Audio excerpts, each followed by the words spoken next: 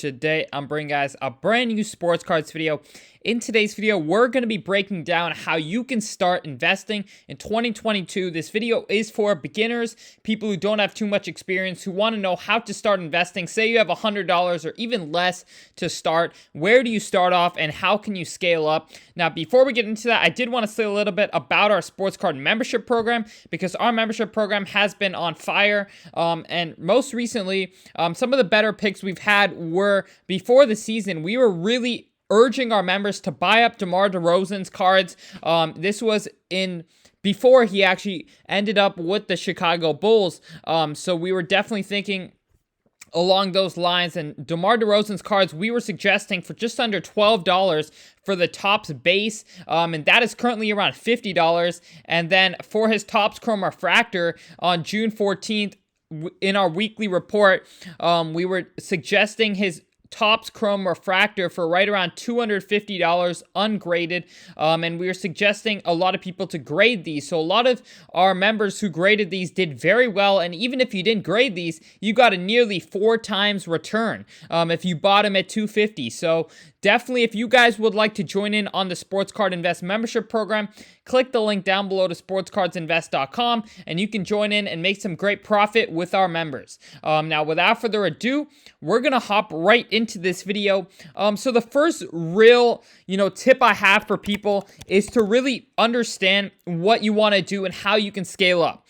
So I think quick flipping your way makes the most sense.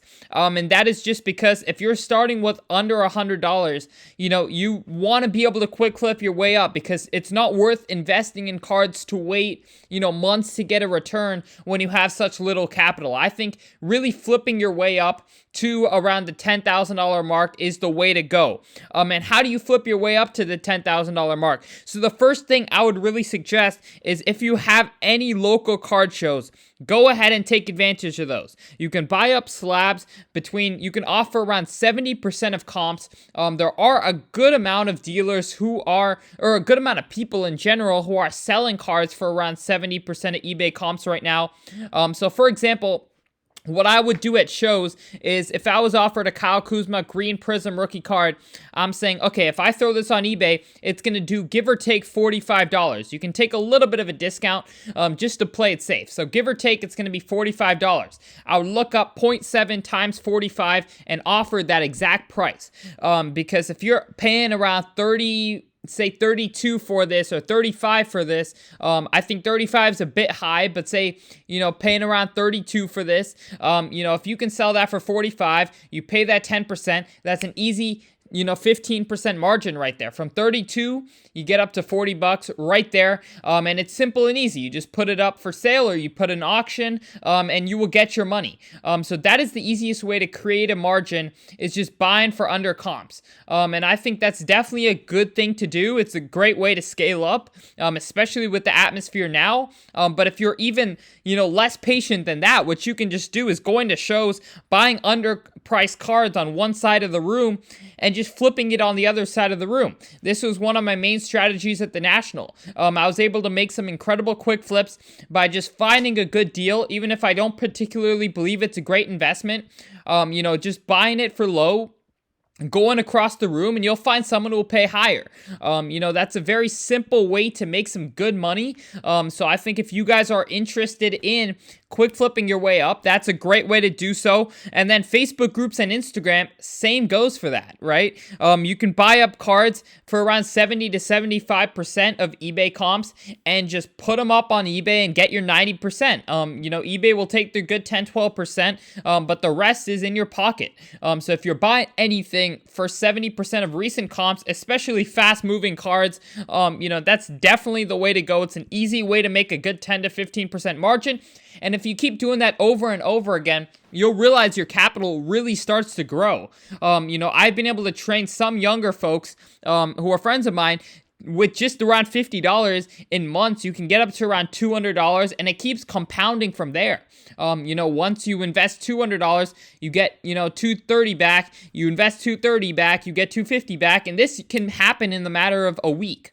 You can flip your money in a matter of a week. You buy the card, post it on eBay, auction ends, you get your money, and you reinvest it. I've heard of this tactic. I'm going to share it with you guys, but I don't necessarily recommend it. But a lot of people are taking out credit cards, and if you have a little bit less capital, as long as you know you can flip that card within a week or within the month, essentially, before you have to pay back your credit card before it goes to interest, what you can do is you can buy slabs on a credit card and sell them on eBay, and make your 10% and pay back your credit card and keep reinvesting it like that. I don't personally recommend it, but I know a lot of people have done it very successfully. So I definitely think, it is something to look into. Now, without further ado, we're going to hop right into our next topic, which is so once you've made kind of a good amount of money, say you've flipped your way up to around 3 or 4K. A lot of people are asking now, where do I put my money for, put away some for long-term holds or at least a little bit longer term than quick flips. And where I personally see the most potential is with low pop desired autographs of undervalued stars. And that's where I see the most long-term potential. So, for example, Dwayne Wade, I think his rookie autos are incredibly undervalued. I think long-term, these are going to see some great returns.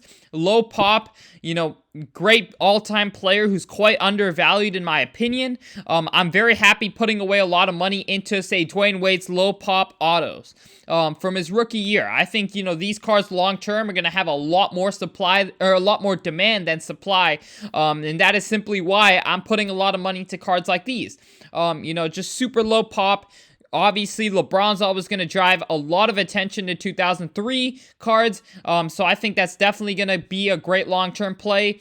Same goes with a lot of other guys. Chris Paul, I think, especially with his current chances this year, I think there's a lot of great potential with his rookie autographs and autographs in general. Even Topps Chrome Refractors, I think, are great, to get into. So just a lot of these different cards. I would say low pop, undervalued stars, autographs are probably the best way to go, even for younger players. But then another topic that I wanted to go into, more on the quick flip side, actually, is grading.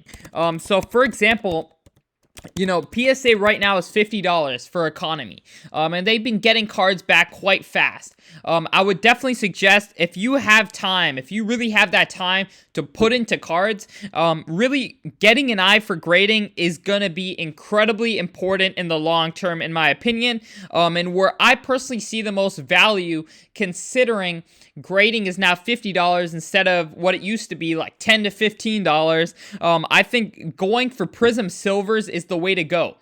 So if you're buying a Ja Morant 2019 Prism Silver, you can see that his PSA 10 is between $1,750 and $1,900. So essentially, after you sell it, you can net around, if you get a PSA 10, of course, you can net around $1,500, $1,500 to $1,700, depending on where you sell it at, and what the market is. But his ungraded, you can get some very clean copies at card shows for around $450 to $500. I've been able to get a few of them, and the gem rate on these are quite high, to be real with you guys. I know it's a little bit tougher nowadays, but even if you convert 1 in every 3 to a PSA 10, or 1 in every 4, which I would consider is doing pretty poorly. If you have a good eye for grading, 1 in every 4 is pretty bad. But 1 in every 4, if you get 1 in every 4, you're making almost your money back for the whole investment. So after buying these ungraded and paying for the grading costs and shipping and everything, you're probably in each ungraded card around $520. And if you get 1 in every 3 in a PSA 10, that is your money back. And the other PSA 9s, whatever else it is, even a PSA 8, that's pure profit usually. So I think that's a good way. It's a little bit more risky, and you have to really put your time into this. If you want to do this, you definitely can't just be buying ungraded cards and sending them in.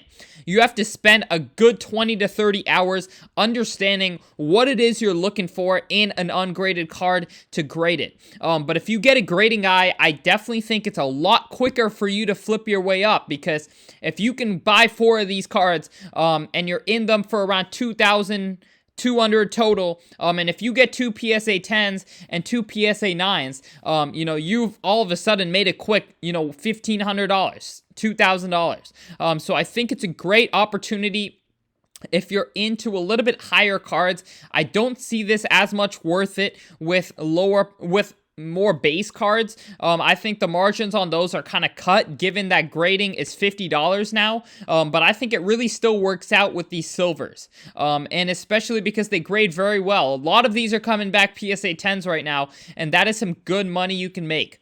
But thank you guys so much for watching this video. I hope it helped you guys out. If you're a beginner and you have any further questions, always feel free to hit me up on Instagram at SportsCardInvest. And if you guys would like to join in on the program, click the link down below to sportscardsinvest.com. But other than that, thank you guys so much for watching. I really appreciate all the support recently, and I'm out.